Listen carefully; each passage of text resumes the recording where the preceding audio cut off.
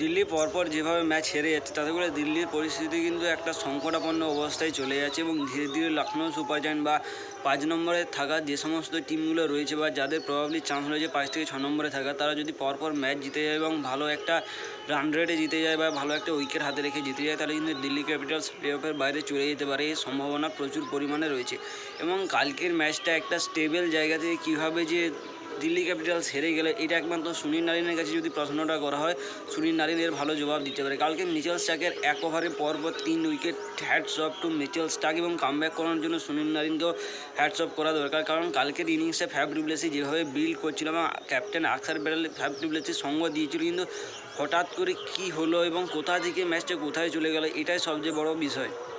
যেখানে দিল্লি ক্যাপিটালসের কালকে ম্যাচটা জিতে যাওয়ার কথা ছিল, নেট রান রেট যেভাবে তারা মার খেলো এবং যেভাবে তারা মানে পয়েন্ট টেবিল থেকে 2 পয়েন্ট তারা নিজেদের হাত থেকে কলকাতাকে ছিনিয়ে নিয়ে যেতে দিয়েছে। এই জন্য বলা যে দিল্লি ক্যাপিটালসের অবস্থা কিন্তু সংকটাপন্ন হয়ে যেতে পারে দিল্লি ক্যাপিটালস যদি এরকমভাবেই ফ্রিতে 2 পয়েন্ট সবাইকে দিয়ে দেয়।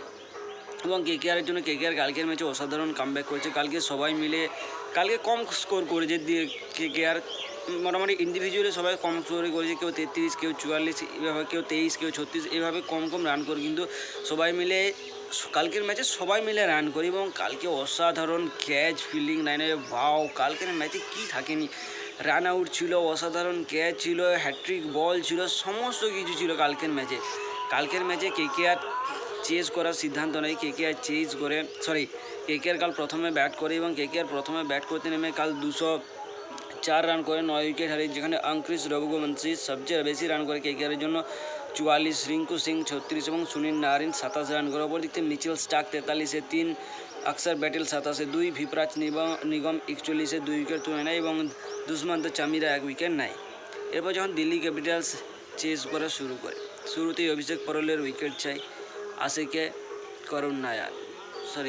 অভিষেক পরেল, করুণ নায়ার, তার সাথে সাথে যাই হোক ছিল করুণ নায়ার আসেন। আশা করি অভিষেক পরেল এবং ফ্যাফ ডু প্লেসিস এসেছিল, তারপর করুণ নায়ার, তারপর কেএল রাহুলের উপর ভরসা করা যায় এবং ভরসাযোগ্য একটা কালকে কিন্তু সেও রান আউট হয়ে ফিরে যায় আন্দ্রে রাসেলের মতনই।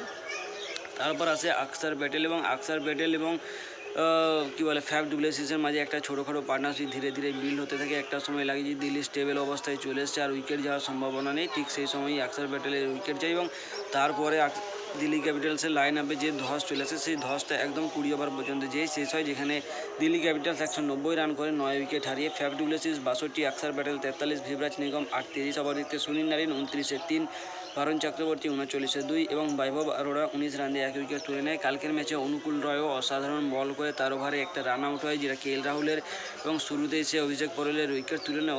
অসাধারণ কালকে খেলা দেখিয়েছে কেকেআর বা কলকাতা নাইট রাইডার্স।